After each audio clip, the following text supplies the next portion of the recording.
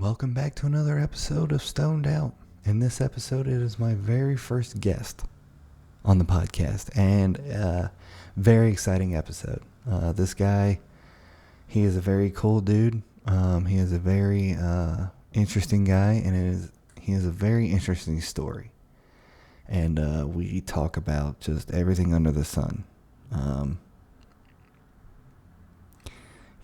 Never thought in my wildest dreams that I would have a podcast, let alone my first guest. And it is very cool to do. Very cool to do. We talk a lot about what's different between where we're from and where we're in Denver. And then we go through a script of AI. AI actually wrote us a script about AI. Imagine that. And speaking of AI, I just heard about this GPT or GBT. I don't know.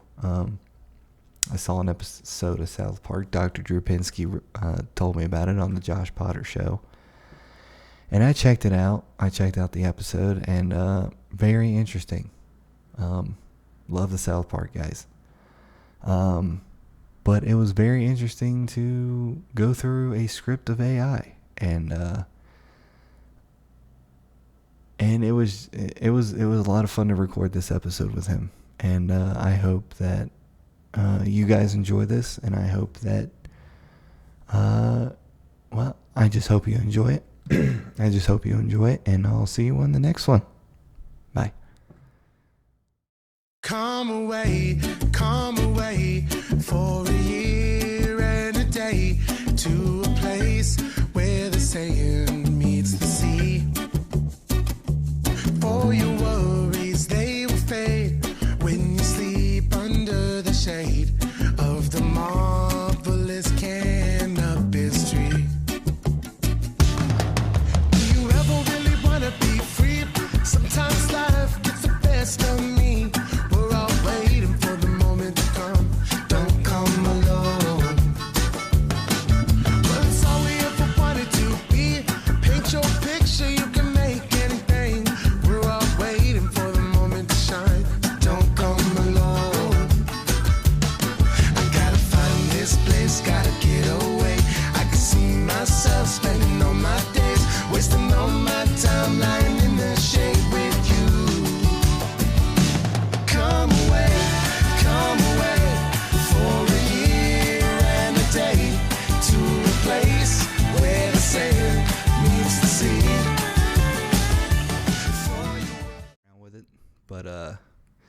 Let's open the episode, shall we? Sure, yeah. And welcome back to another episode of Stoned Out. This is a very special episode for me. This is my first guest. Name is Dev. How you doing, buddy? I'm doing pretty good. I'm tired, but what's new? How was your week? Oh my God, where do I even start? So I have been off. Like, I haven't had a job for the past week, which is it's cool. It's kick-ass. I'm kind of basically on summer vacation. I was doing substitute teaching. That's wild. I told you a little bit about that. So now the schools are on summer break. So I'm not really on a break because I'm not a teacher. I just don't have a job. So that's cool. They do long-term contracts. So, we'll see what happens in the future. So what were you teaching? Everything. History, science, math? Well, not really subjects. I did do a couple subjects. But grade wise, I did all the grade, K through 12 basically, which is it's very interesting. Just seeing the differences in the grades, A lot of Zoom class still going on? No, all of my stuff was in person. So there was no Zooming going on. I have done tutoring over Zoom, so I am familiar with that whole setup, and that's very interesting. I gotta. Oh yeah. Okay. Cool. Gotta get those gains.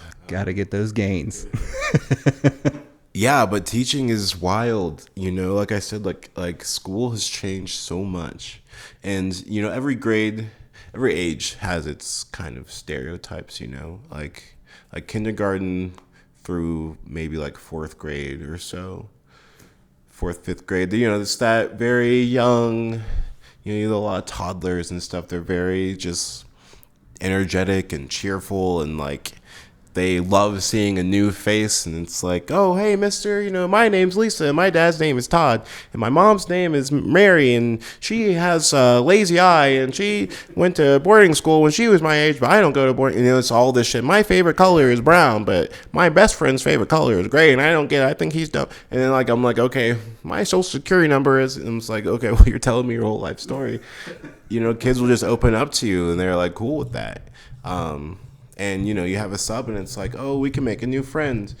And then they get to middle school age and they don't really give a shit anymore about anything except for like, I don't know, fucking and like, doing like pretending to be adults, basically. You know what I mean? Trying to fit in with everybody. Yeah, exactly. They want to be like popular and shit, and climb the grade school hierarchy.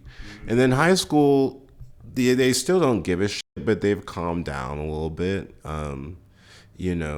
They are a little smarter. They've learned some more stuff. So, but they're still in that box. But the toughest age is middle school because they have the energy of the elementary school kids, but it's mixed with the not give a of the high school kids, and it Really culminates in this storm of just awfulness. And then they have they're all pubescent, so they have all these hormones. They don't know what the fuck to do with them. And high school back in my day was we didn't have cell phones back in we did. We had the old brick Nokias with the snake on it. What year did you graduate? 2007, I want to say. Okay, cool. So it was back in the time of listen to me saying back in the time. It was back in the time of Tetris and Snake with the old brick Nokias. And we had... Stack them blocks. Yep, got to stack them blocks. And I feel like it'd be a vastly different world now. Oh, it's so crazy. I graduated in 2011, so like not super far behind you. But nowadays, it's nuts. Like with the whole cell phone thing, they just have their phones out using them in the middle of the day, in the middle of class. Doesn't matter. They'll just cuss and talk to me just like they're having conversations with their friends, like no adult is there. I heard the N-word so many times. I was like, I stopped some kids and so, say what I can, but it's like, every now and then you get different responses. But it was very strange. And they always want to take advantage of the teacher. Like I said, like the young kids are cool. Middle school and high school, they will try to pull every trick in the book to get to do this or that in class, or not have to do assignments, or skip class for this reason and go out. And it's like, the first couple times I was like, oh yeah, you can go to the nurse, and if you feel bad, okay. Then it's like, wait a minute, you're just skipping school now. Yeah, no, by day 3, I was like, fuck it. You want to go to the bathroom? You should have gone. You had a break between classes. You want to ask? I say no. But it's an emergency. Fine. Hold it. Hold that. Yeah, deal with it. But I'm about to piss your pants. Then you'll learn that you should have gone before class. I don't give a shit. Like, I honestly don't. I did not care. Your pants right here and now. Fucking try me. All right. Then you can go get you will call your parents. We'll have them give you a change of pants because you didn't know what time was proper to take a shit. That's what will happen. And that's what it becomes after a while. And, when you start to learn kids' names and you kind of get used to their bullshit, it's like, okay, fucking Jimmy, sit the fuck down, Jimmy. I don't care. Stop messing around with Carl.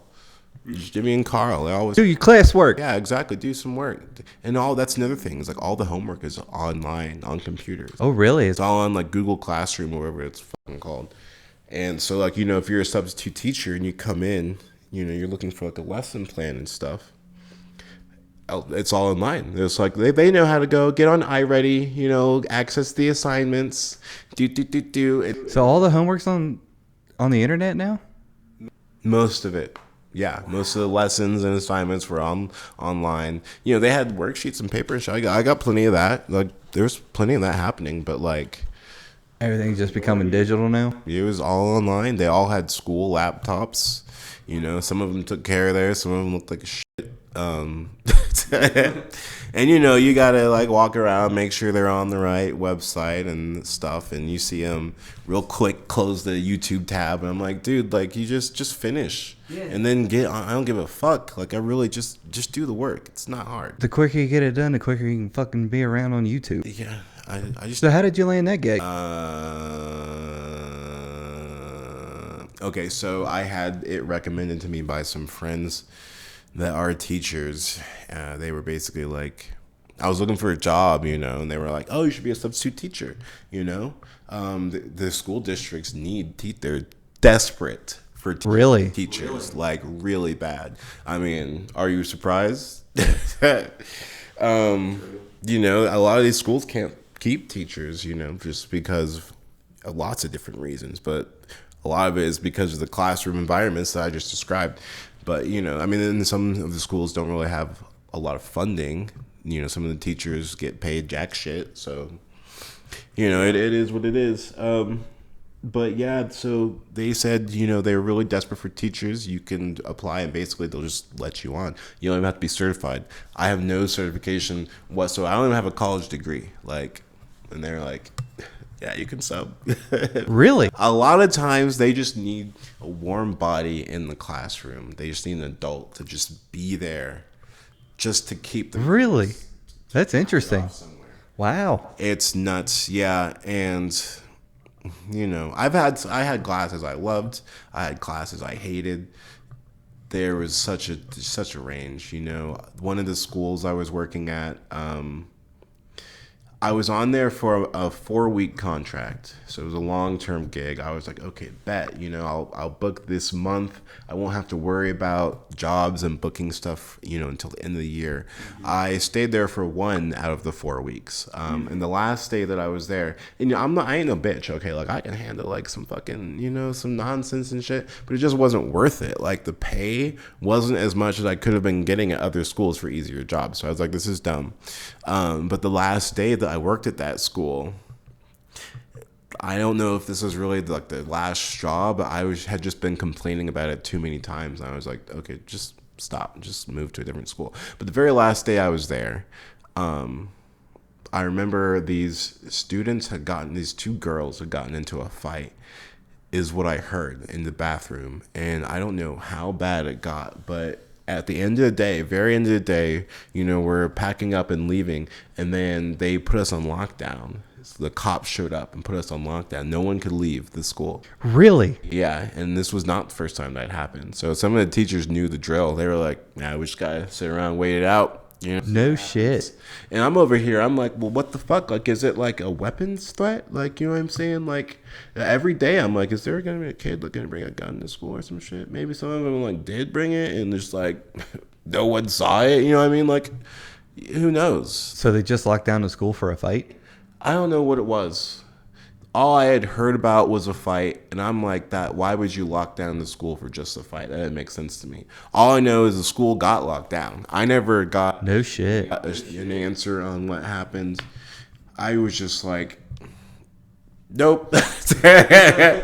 I'm done. I'm good. You know, it's like, honestly, I care for the kids. I think that they really do need, you know, a strong role model in the classroom for them. But it wasn't me. For a week, it was me. But then after that, it wasn't me. Although I hear that this school in particular pays pretty well. One of the teachers that I talked to a few times, she was talking about the salary she's making, getting a raise and shit. And she made over $70K Oh, damn. as a teacher there. Yeah. I mean, she has bachelor's. So, like, be a little bit different for a guy like me. I'll be like, can I get 50? Like, that would still be pretty good. You know? I lose a lot of government benefits for being poor, but hey, fucking, I'll do it. I'll teach that. I'll do exactly what I was doing in that school. If I can make $50K a year, I'd do that. Sure. Mm-hmm. No problem. Hell yeah, $50K is good. You know, do some online classes around the corner, get fucking associates, but give me 55. Fuck it. Is it a teachers union as well? I don't know. That I don't know about the union side of it. Don't get me wrong, you know.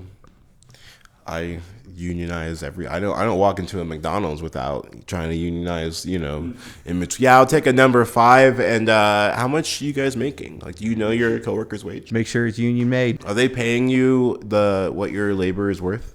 You guys have a union yet? I can put you on. I mean, that's really all it takes. You give them the right information, I can't remember the organization, but it's like one of the national union organizations. They help people. Shit, I wonder if McDonald's would ever be union. Yeah, I don't know. Probably not. Probably not. No, well, I can't say that. I mean, I don't know. Yeah, it's a man can dream is all I can say. Like, that is true. A man can dream. A man can dream. The bigger corporations are harder to unionize against. That's very true, because they have a whole fleet of lawyers that will keep that from happening. Oh yeah. But it's possible, I mean, we saw a Amazon warehouse in like California, in like Southern California, like 2 years ago, right? They unionized. Yeah. So I seen on the news too that a couple other different companies, not just Amazon, but they wanted to petition to be unionized too. And the tower industry, like telecommunications, there's a couple petitions flying around there. But Dev, let's bring it back. So, so are you a native Colorado? Are you native to Colorado? Oh, this is like first date questions. Okay, cool. Well, since you asked, no, I'm not native to Colorado. I'm from Tulsa, Oklahoma, for those of you who don't know. I think anyone who has seen Watchmen knows Tulsa. They're very emotional history. They're very sketchy history that went down in Tulsa. I don't know how that's public knowledge anymore. But anyways, that's the town I'm from. Do you know what I'm talking about? The history of Tulsa, Oklahoma? Yeah. No, I don't. Do you watch Watchmen? Well, I guess you clearly don't. No. So on Watchmen, I'm not really gonna like dive right into this. This is not the only thing you need to know about Tulsa. Tulsa's a cool city. It's got a lot of vibrant culture, a lot of good arts and music going on in Tulsa. So, they have the Blue Dome Festival in the summertime or in the spring, something like that. How native of me. Anyways, one very interesting thing about Tulsa is that back in 1921, they had a massacre against black people. And that's, look it up. That's all I'm really going to get into about it now. It was really terrible, like really bad. They had a community that was thriving. They actually referred to it as Black Wall Street. They were doing really well. And the white people around were like, fuck that. We're going to get these blickers, so they do as talented folk do in the South, and they really kind of took care of that. But the thing is that like a lot of people didn't know about that, about that part of the history. And even me growing up, we learned a very watered down version of that story of what really happened. Mm-hmm. But if you look at in the show Watchmen, the series, not the movie, they do an episode about the race massacre, and it is something else. I've never actually watched it. I've seen like little bits and pieces, but they really fucking go into the story. And after that aired, all of a sudden, all these people know about the massacre. All these white people know, and their guilt just amplifies. So when did you get here to Colorado? I moved here in 2018. I moved here in the winter of 2018. So yeah, I showed up in Denver in the wintertime. It was great. Yeah, I got here right as the winter started coming down. I was like, jeez. That's something else. Yep. Cold as shit. Yeah, it was a cool experience for sure. I didn't get into any accidents, so good for me. Honestly, it's not hard, The number one tip for driving in the snow is don't. That's it. There you go. Number one tip. Don't do it. Top one. Other than that, drive slow. I hope you don't have a low riding car. If so, you're probably going to get stuck. The thing I noticed here with a Colorado winter is that it's very, well, with Colorado in general, especially Denver, it's very dry here. So it like, it's quite dry. I'm from Cincinnati, Ohio. And Well, I know you're from the same city my parents are from. oh, nice. I was going to drop that in there later and be like, well, since you're from Cincinnati, I was trying to impress you, but I guess cat's out of the bag now. Yeah, sorry. My hands are occupied. But the winter in Cincinnati, it's very wet. It's very humid in there. Oh, yeah. And the snow just sticks around for a while. But here it snows a good day, and then within a week it's all gone, which is just crazy to me. I mean, it lasts longer than it does in Oklahoma. In Oklahoma, it'll snow and last maybe like, a couple days, 2-3 days max. Really? And that's it, because we don't have piles of snow. Like, it will snow. Don't get me wrong. Like, we will get some real snow. But it's not like, more than like 4 inches. Like, that would be considered, like 5 inches is like, wow, it really snowed today out there. Look at that whiteness. The world's ending. The world's ending. The world's ending. It's all white out there the way it should be. No, but yeah, you'll see a little bit of snow down there compared to here, and it's like, yeah, you really have to prepare. You have to have the full winter wardrobe, all the gear to survive. Boots and I mean, I have coats and stuff, but like, damn, here I really had to invest in some proper snow boots. Oh yeah, like it's crazy out here. It was real. The first couple times it snowed out here when I first got out here, I was like, "Damn, look at all this." Yeah. Oh yeah, because it's crazy out here. It was real. The first couple times it snowed out here when I first got out here, I was like, "Damn, look at all this." Yeah, nuts. It's no joke. That's nuts. for sure. I drove a Chrysler Sebring last year for about a year. That shit very low to the ground. It's a sports car, it was a 2-door. I took some chances in that bad boy. Actually, there was one time in particular. There was one time where I spun out. I'm trying to think now. There were some times where I didn't get stuck, but I just could not go past in the ice. Like this time in particular, this is back when I lived on Federal in Dartmouth, and I don't know if you know, like, we're like Hampton and Federal, and you go north, and it's like this. It's like it's such an incline, and then if you're driving in ice, there's just no way. Yeah. And then there was this one day in particular. It's just like 6 p.m. Like, it's dark as fuck, And then where I'm going up Federal, and my house is less than half a mile away. Like, I'm like maybe like 3 or 4 blocks from my house. And I just all of a sudden, and I'm like, fuck me. Like, I'm right there, And there's actual, like, cops on the road with, like, road flares and stuff, directing people. They're like, because there's that many people getting stuck on the road. And there's, like, at the time I was there was at least, like, 2 or 3 other cars that were struggling. And then you see this fucking, like, F-150 just go up the road like, just fucking, toss his cigarette butt in my face. Me and my 4-wheel drive. Yeah. Learn how to drive. They don't really talk like that in Colorado. But if they're driving an F-150. I have not met a lot of people with a southern accent here. No, yeah. Not met a lot of people. A lot of Spanish speakers, a lot of wooks, a lot of burnouts. But so I was going up the hill and I got stuck, and then the cops direct me. They were like, "Well, here, take this detour. If you drive around, the block and go this way, you'll be able to get there." Which it worked, which is kind of weird to think about, that it was, I guess, a more gradual incline doing the roundabout.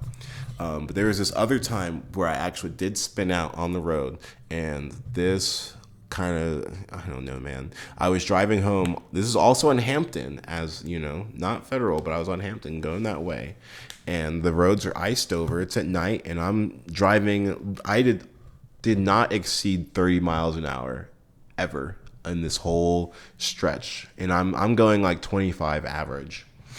And so I'm kind of like cruising, as far as winter driving is concerned. 25 is that's like 80 an hour regular, So I'm going down, and I'm like very much aware of my speed. I'm hugging that brake pedal, like we're like this, right? And so I kind of start getting to kind of like a good like cruise speed, and I'm like, okay, this is enough. I need a break, you know. I need yeah, I need to calm down on this speed right here. And I didn't enough, and then I lose traction all of a sudden, and I'm like, fuck me, you know. So I'm not gonna like stop my breath. I know how to like, you know, drive in those situations, but it's like slightly downhill, you know, and I'm just like, okay, let's fucking Jesus take the wheel right now, man. Protect me, all right? You owe me one, honestly. Like fucking. So you know, I'm fucking trying to cash in these miracles here, and then all of a sudden, RTD bus is pulling up on my right side, and I just start. So it's like this. So like I'm right here, and the bus is on my side, and we're going down, and I'm just slowly going towards Oh shit. I can't turn, I can't brake, I can't do anything, I can't steer. And so eventually I hit the bus full on. Like, and I'm like, mind you, I'm only, like, I'm not even going that fast, but just the fact that it's the momentum of a full-size sedan. I hit the bus, bounce off, start spinning. It breaks off my passenger mirror, and I just slowly just stop, and all of traffic stops behind me. And I'm like, just thank you guys, because I just look like such a fucking dumbass. And I happened to stop spinning. I can't remember if I was parallel to the road. I think I was fully a full 180, and then just turn around, pulled off, and then like I have to just do my drive of shame home, and then everyone, you know, they're gonna be like this, like keep like a whole fucking, you know, like a yard between us at least. A yard isn't that long. They're gonna do like 500 feet. Between us. Like I am not about to get hit by that guy. Probably didn't even have insurance, you know. Come to think of it, I don't think I did have insurance. Stay back. Just stay back. But yeah, that's, you know, welcome to fucking Colorado. That was like 2 years ago, you know, so that's a bad look. That was right when I first moved to Colorado, and I learned my lesson that day. Boy, howdy, sure did. So yeah, it's cool. I like Colorado. I fuck with it. Yeah, Colorado is a really beautiful state too. Like just the mountain range and all that kind of stuff, and the way the sun hits the mountain is what I like. I fucking hate it. I love it. It's just too much. It's too gorgeous. I had this drive home back when I lived in Littleton. I would go south on Santa Fe, and the way there was like a slight hill to where you could see over all the buildings, it's perfect view of the mountain range. And you know, I would drive home like in the evening and the sun's setting behind the mountains, and just like my heart is just like full of all this joy and like appreciation for this scene. I'm like, oh my god, like I'm so lucky like to live here, and like I'm gonna hate this when I move. And I moved, and I'm like, fuck, like like that was awesome. You're just having that drive every single day. It was a 30-minute drive to and from work, so maybe I can do better than that. But fuck, man, it was a good view. You know, finding a job here, it was interesting. I get a lot of questions like, are you comfortable driving 30 minutes? Are you comfortable driving 20 minutes? And it's like, I don't know where I'm going with this, but it's very interesting for me to have that question asked. I don't think 30 minutes is a long time. That's my maximum. If I have to drive more than 30 minutes for a job, that's where I cut off. If I have to drive a half hour, you know, if I'm driving an hour commute altogether every day for work, I'm cool with that. It just kind of depends. Some of these schools are 30 minutes away, but they weren't. So it depends. There's like 30 minutes, you know, with traffic and this and that, you know, just because of the route, it might be like a, you know, 15-mile, 10-mile drive for 30 minutes, which is another funny thing about here because, you know, back in Tulsa, 30 minutes, you can leave the whole city, you know, like in 30 minutes, you might be able to drive 30 miles, like fuck, you know. And here it's like, you know, 15, 20 miles, be about 30 minutes, something like that. And so, you know, for some of these schools, it was 20 miles away where I was driving, because it was Green Valley Ranch is where I was working, and I live near DU. So, you know, I'm taking 25 and 70, and it's 20 miles there, 20 miles back. I was putting miles on my car like it was like there was no fucking tomorrow. I was just piling on, you know. I was like trying to. I drive a Honda Accord. It's new to me. So I'm like, okay, I can manage. But like, yeah, after like a week, I put like 800 miles on that car. Damn. Like, is that right? No, I drove 40 a day for 5 days. So 200. But that's still a lot. Clearly, I wasn't teaching math classes. I actually did teach a geometry class, so that's neither here nor there. But it's funny, and I don't know. I mean, I guess they say it's a Midwestern thing. We'll be like, yeah, a 30-minute drive, that's nothing. I'll be right over. 700 miles, I can do that in half a day. It's what, like 10 hours? It's fine. Oh, yeah. Oh yeah, like it doesn't bother me to do a 30-minute drive really. Back in Ohio, I do like a 10-15-minute drive. Okay, but like 10 hours though. 10 hours? Yeah, is that not for work? I mean, just like to just have that as like you're doing something and it's 10 hours away and you're like, well, I don't need to fly. I can just drive 10 hours. No, 10 hours doesn't really bother me. Like I just go into autopilot mode. Like I just sit there and I'll just cruise out, turn some music on and chill out. I like getting stoned on those long ass drives. Definitely helps. That helps a lot. And like you said, it's a different kind of driving because there's not traffic. Yeah. You're not having to weave in and out and like decipher all these like street names and shit. Like you have maybe like 3 or 4 different highways that you're gonna get on depending on where you're going. Mm-hmm. All you gotta know is just know those entrance exits. And then you're good. I mean, honestly, whatever drug you want to do, just don't do it. Be responsible, though. Oh, I mean, I've done some things that I don't endorse. I've definitely had the whole 4-lane turns into 2 kind of nights. Yeah, for sure. Definitely. I definitely have. I don't drink on those long drives. Let me just specify. I don't do any downers, but, other shit. It's kind of free game. It's kind of free game, yeah. You know what I mean? Whatever keeps you awake on the road, that's what I say. Because I've also had some times where I was ready to pass the fuck out. Yeah, you're kind of sitting there man. I had a time I was driving to... It was Jefferson City. It was somewhere up in Missouri. Jefferson City. That's a place, right? Am I making that up? Yeah. It wasn't St. Louis. But anyways, I was driving up there from Tulsa to see the eclipse. And you couldn't see the eclipse from Tulsa? You could see it, but I wanted to see the total eclipse. You know what I'm saying? Okay. But, like you get when you have an eclipse, is it certain parts of the area you don't? And they call it the path of totality. So you can find this and you just Google it.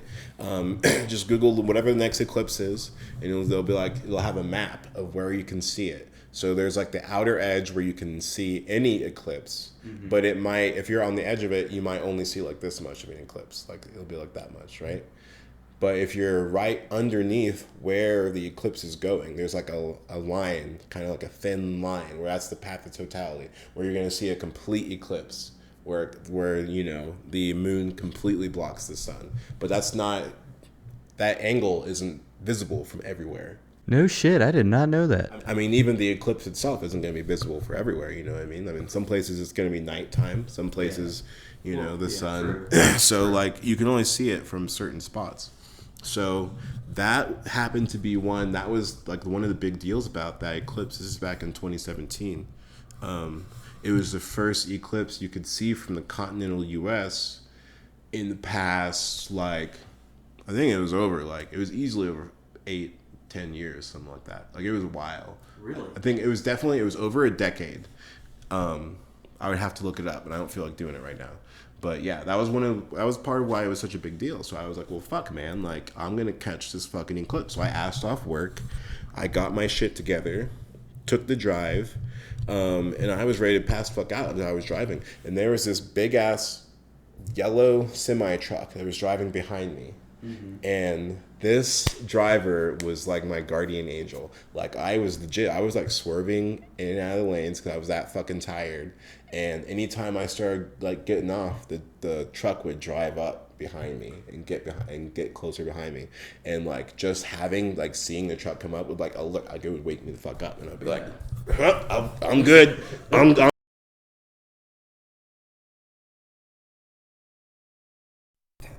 Okay, yeah, and so just having that truck, like literally, it's like my guardian angel, like watching over me. Like truck driver, if you're out there, there's no way that we would identify each other. But honestly, good karma to you. I hope that you get the blessing that I should have received that night I ran into the RTD bus. So, or maybe maybe I got the blessing by not fucking dying that day. I don't know. There you go. But the shit about the story with the eclipse is that I drive up there. It's an 8-hour drive up to southern Missouri, and I got there and it was fucking cloudy. It was raining. Like, it wasn't like a full on, but like the whole sky was covered. You could not see shit in the sky. It was just it was fucking cloudy. Like, piece of shit bullshit day. And like, so as it was nuts. Like, you could see it was weird whenever like the shadows got just like very sharp. It was just a very strange look. It was very peculiar, like now you look at your shadow outside, it's kind of like fuzzy, but like it was like the sun, like it was like the light itself was closer. That's what the shadows looked like as I'm getting up there towards the eclipse site. And of course, it was crowded as fuck because everyone knows, like we're gonna park out to this park, we're gonna see the eclipse. But it was cloudy as shit. And then so like what happened was, it's just mid-afternoon. The sun was all the way up in the sky. Like this is like, it was like in the afternoon, and then it's full broad daylight. Then all of a sudden, just gets dark. It just looks like sunset. Did you get to see the actual eclipse in the sky? No, it was cloudy. Are you listening? Some cloud through you can't see it. No, they was too thick. It was too damn thick. Kind of like how it was out today. Yeah, it was disgusting, and I felt shit on by God yet again. I shouldn't say that because I'm gonna have some bad shit happen to me. I don't know. But it was a wash. It was interesting to see the light change that fast. That was cool. But it wasn't an eclipse. I didn't get any footage. I had nothing. Like, I was pissed. I drove 8 fucking hours for this, dude. This was a 16-hour drive, round trip. Fucking didn't even get to see the eclipse. It's work. Well, being off work is actually pretty cool. Yeah, I went home and I don't remember what I did. I just felt bad. I had my dog with me, so that was cool. It was I wasn't driving alone, but it was just me and my dog. And fucking, it's not like I'm gonna meet some friends. Ah, man, that sucks. You want to go play skee ball? Like, fucking, like, I just have to leave. I didn't have anywhere I was going but that one point. And then once it was over, I immediately left the city and drove back home. Mm-hmm. And I was tired as fuck anyways. You know what I'm saying? It's not like I'm gonna like take a nap in my car in this park. Like, they have laws against that. They do have well, not out here. Well, yeah. Not out right this road. The road right here, that is East Mississippi right here. Yeah. And when I first got here, there were tons of campers lining that road. Good for them, you know? Fucking camp out in your car, as long as it's a car. It's different than being in like a tent and shit, and all your trash and stuff is kind of piling up and whatever. And I don't even, this is not me getting into a soapbox about people without houses. I would, honestly, people living in the RVs like that and in their cars, I don't consider them homeless. I really don't. Like, the way the prices are going and shit like that, it's starting to become more modernized. I see it getting more modernized here in the next couple of years. I mean, I see what you're saying, but those fuckers are homeless. They don't, they don't have fucking plumbing in their car. I'm just saying. You don't have a kitchen sink, but you can't take a shower in your sedan. I don't have a Dodge Dart and fucking give myself a full-on bath. Like, no, that's not happening anytime soon. But that's a whole. I have a very strong opinion when it comes to homelessness. Which is, well. So I should preface this by saying that I'm a fairly political person. I would say I'm much more political than the average person, but since I hang out with a lot of people who are also involved in politics, I'm less opinionated than they are. So like it's very weird for me because whenever I'm in my circle, I'm like, oh, I am kind of like ignorant to a lot of things and don't have a super strong opinion about a lot of things. But then I talk to regular people and I'm all of a sudden this like, this like poli-sci like fucking, prick who is just like, spitting all this dogma at people and, child labor should be legal for these reasons, not really, but, I'll do, and I have all these strong beliefs and stuff. So like when it comes to homelessness, this is the shit because so I did canvassing. I've done canvassing for several different campaigns, and I just finished. So I was canvassing is like I was doing door to door, knocking on people's doors, telling them about a candidate, being like, "Oh, will you vote for this person? I'll give you all this info. Now that you've heard, do they sound like a good candidate?" And that's not all canvassing. It depends.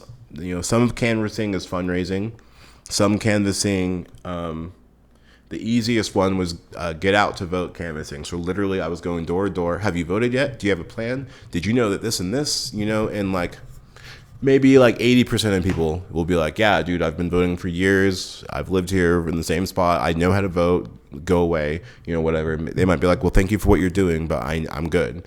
And then you get that handful of people that is like the reason you went out there, and they'll be like, oh, I just moved here. I don't know where to do this and this. And it's like, oh, well, I haven't registered to vote yet. Is it too late? And fun fact, Colorado is actually a state where you can register and vote in the same day, in the same sitting. Really? So, yeah, I can't exactly. See, a lot of people don't know that. So Ohio is that if you weren't registered to vote, you had to fill out a special ballot to vote. Ohio is that if you weren't registered to vote, you had to fill out a special ballot to vote. Mm-hmm. Yeah, Colorado, you can just fucking get registered. You have a new address to have changed, whatever. They don't give a shit. They're pretty cool. Colorado is very much. You have a lot of opportunities to vote. They mail you your ballot ahead of time. You can mail in your ballot. They didn't do that in Oklahoma. You didn't. They didn't have early voting. You just fucking you do it or you don't. Mm-hmm.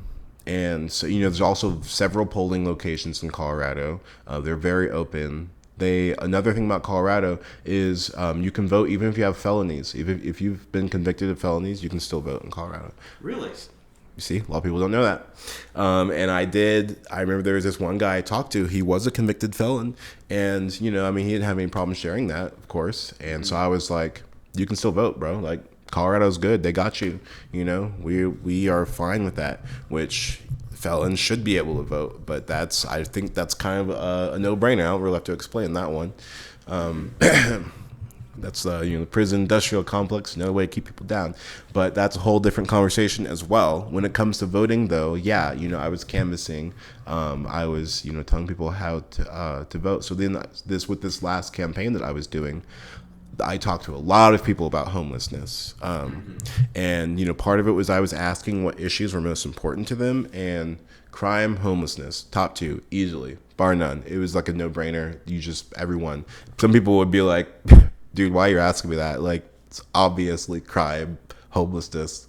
And I'm like, yep, that's what everyone said. So, okay, cool. And like everyone, we have... a lot of people have these different opinions on, when it comes to the issue of homelessness and people being unhoused. And it's sad because there's a lot of stereotypes. There's a lot of stigmas against houseless people. Give me a couple. Okay, so like they want to live on the streets. They want to be out there so they can do as many drugs as they can, not have to have any responsibilities. I'm like, really? Yeah. When it's like 18 degrees outside, you think people just want to be almost freezing to death? Hell, the -10 weather we had this past winter? Hell no. And they find, you'll like that's one of the things as cops is you do your street searches or whatever the fuck and find people frozen fuck to death and shit. I talked to this one guy. He said he used to be a cop. He had this whole fucking speech. He told me, mind you, I'm supposed to spend maybe like a minute, 2 tops at these stores. This guy talked to me easily for like 10 minutes, like easily. And sometimes I want to stay. Sometimes I'm like we'll try to cut people off. Yeah, dude, it was fucking nuts. And so he had all this shit he had to say to me about, you know, his days being a cop, and he was an Army veteran, and he just was very, you know, I would say he was fairly conservative, if I could kind of like package it in a nutshell. But it wasn't necessarily that he was against like government aid.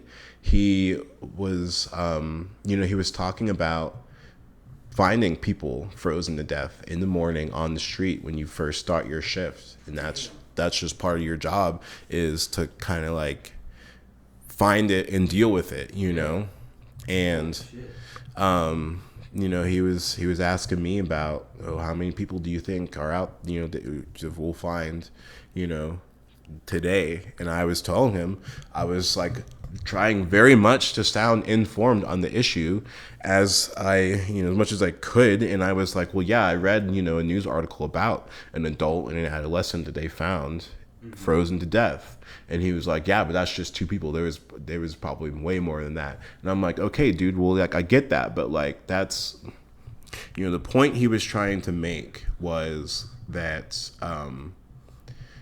they don't have, basically, like, that the help that they're giving these people isn't working. Like, they need more than just a house to be in. They need, you know, vocational training, mental health counseling, you know, medical assistance, all this sort of shit. Get them back on their feet and get them back into society.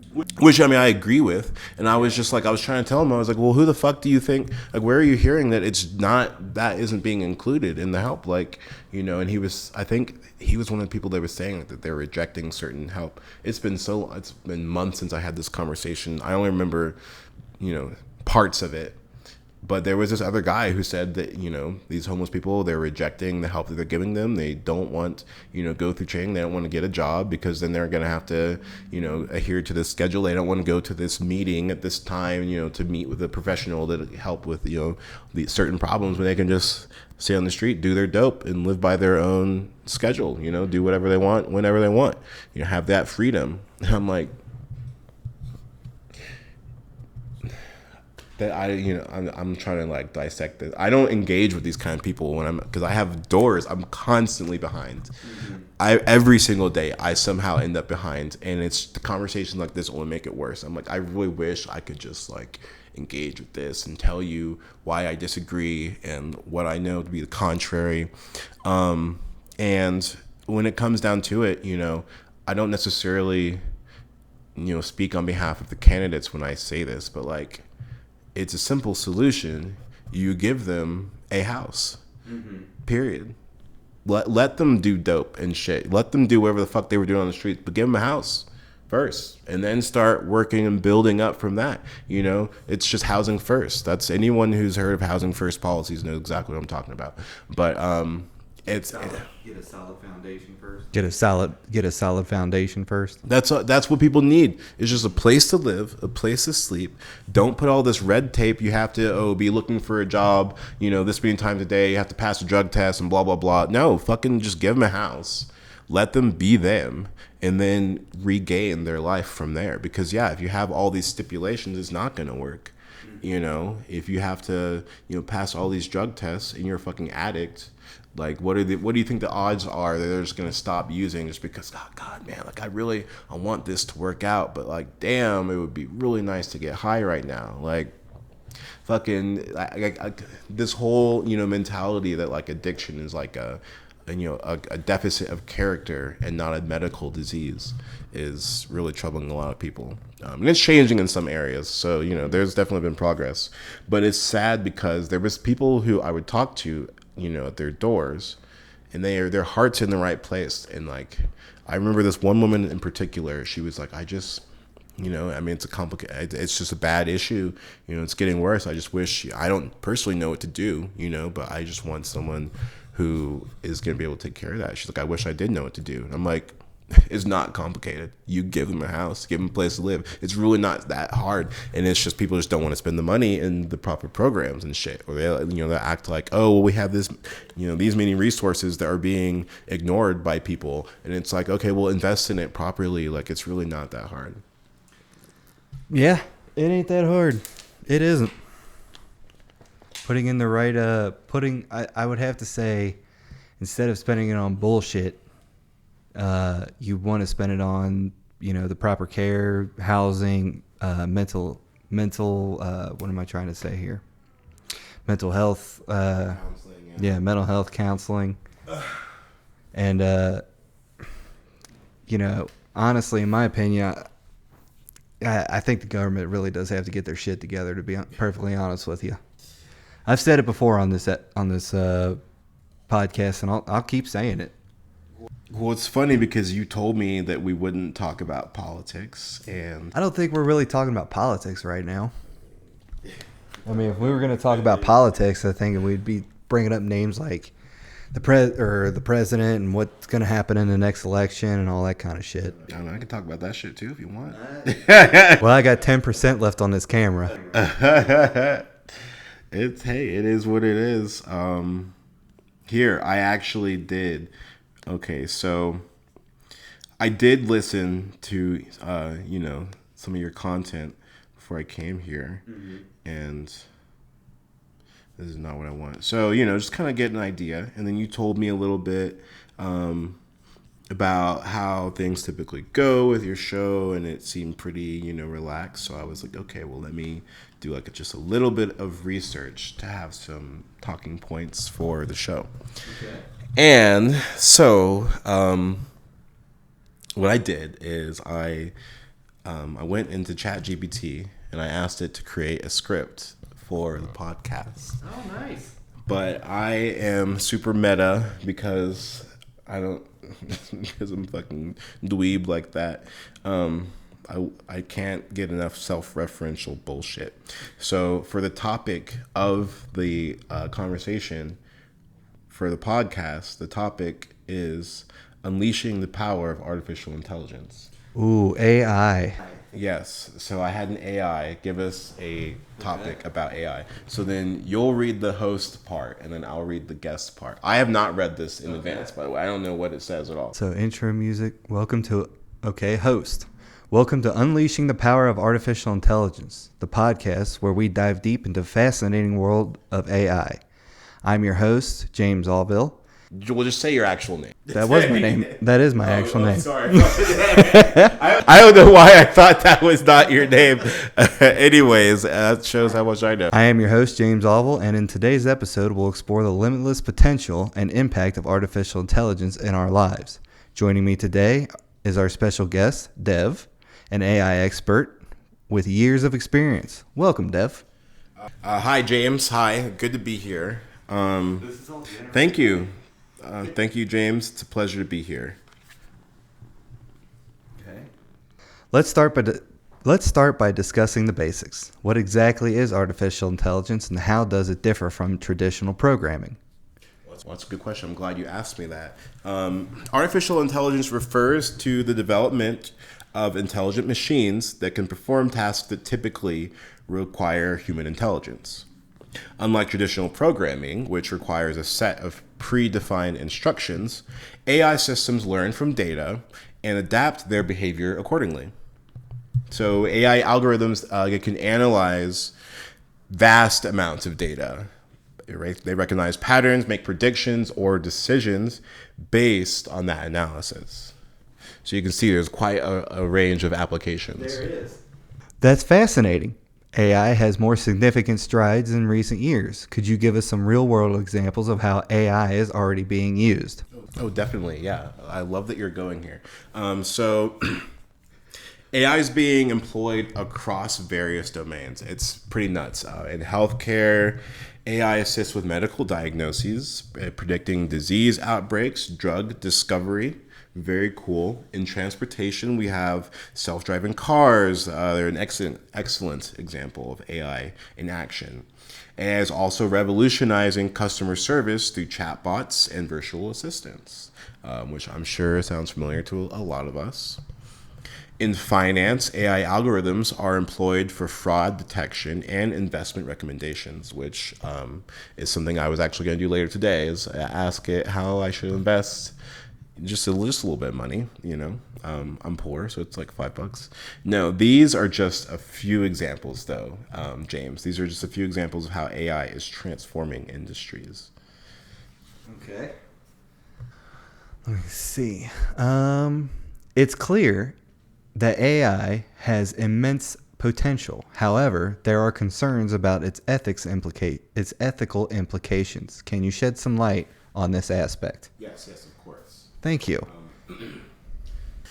Ethical considerations are crucial when it comes to AI. One concern is bias in AI algorithms, which can perpetuate social or societal inequities. Another concern is the impact of AI on employment, as automation may replace certain jobs. Additionally, there are questions around privacy, security when it comes to handling vast amounts of personal data. It's essential. You have 5% left on that camera. Well, before my time runs out, I gotta tell you guys, it's essential to ensure that AI is developed and deployed responsibly, okay, with transparency and accountability. All right, very important. So, okay. Definitely. Responsible development is vital. Looking ahead, what do you envision for the future of AI? Are there any exciting advancements or trends we should be aware of? Well, the future of AI is incredibly promising. We can expect advancements in natural language processing, enabling more human-like interactions with AI systems. Reinforcement learning, which is a technique where AI learns through trial and error, right? It will contribute to the development of more sophisticated AI agents. Additionally, AI will continue to enhance fields like healthcare, education, climate research, so many applications. We'll witness the integration of AI with other technologies like robotics and the Internet of Things, amplifying its impact. So when should we expect Terminator to show up? Not part of the script. We can do that. Exciting times lie ahead. Before we conclude, do you have any advice for our listeners who are listening who are interested in exploring AI further or considering a career in this field?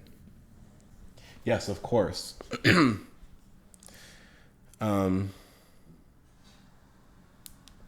What in the fuck? Absolutely, I do. I have so much advice. For those interested in AI, continuous learning is key, okay? There are various online courses and resources available to build a foundation in AI and machine learning. Experimentation with personal projects and joining AI communities can also provide valuable hands-on experience. As for careers, AI offers opportunities in fields such as data science, research, engineering, and ethics. Ethics is another spot. It's a rapidly evolving field. All right, James, staying up to date with the latest developments is crucial. Yeah. Well, thank you so much, Dev, for sharing your expertise and insights on AI. It has been an enlightening conversation, and thank you to our listeners for joining us on this episode of Unleashing the Power of Artificial Intelligence in Stoned Out. We hope you gained a deeper understanding of AI's potential and impact. Remember to stay curious and keep exploring the world of AI. And with that being said, I would like to thank you for joining me for another episode of Stoned Out. Dev, where can we find you on the internets and social medias? Wait, were you gonna ask me about Skynet? Part 2. We'll do that. Yeah, we're gonna do another episode. Fucking. Yeah. So, yeah. I mean, you can find me on socials. I'm on everything. You know, Facebook, Instagram, Snapchat. I have a Twitter. So my Instagram is really where it's at right now. It's Dreadhead Dev. It's Dreadhead_Dev_. So, pretty catchy. I'll make sure to You can just- put it in the show notes. Yeah, you know, I'll probably do like a link set up. My Twitter is D as in Donut. That's my Twitter handle. So, yeah, you know, yeah. I mean, I'm on everything. You know, Snapchat, Facebook. Just look me up, Devin Reese, whatever. I host the Interruption podcast. If for anyone who likes podcasts. You know, if you just can't get enough, you just I don't know, the internet, Spotify, fucking probably. Maybe there's probably some on YouTube at this point. I don't know. It's a virus. It's affecting the internet. It's just growing. Yeah, it's part of Skynet, exactly. That's actually was our first sponsor. So we actually have to do at least 5 minutes of AI content in every episode. Not generated, which has to be an actual hard topic. Although some of it is generated. Yeah, but it's Interruption Podcast. Check it out. You know, instead of doing whatever the fuck you're supposed to be doing, listen to a podcast. Listen to a podcast. And thank you for joining me on another episode. I'll see you all next week. Have fun. You stay classy, San Diego.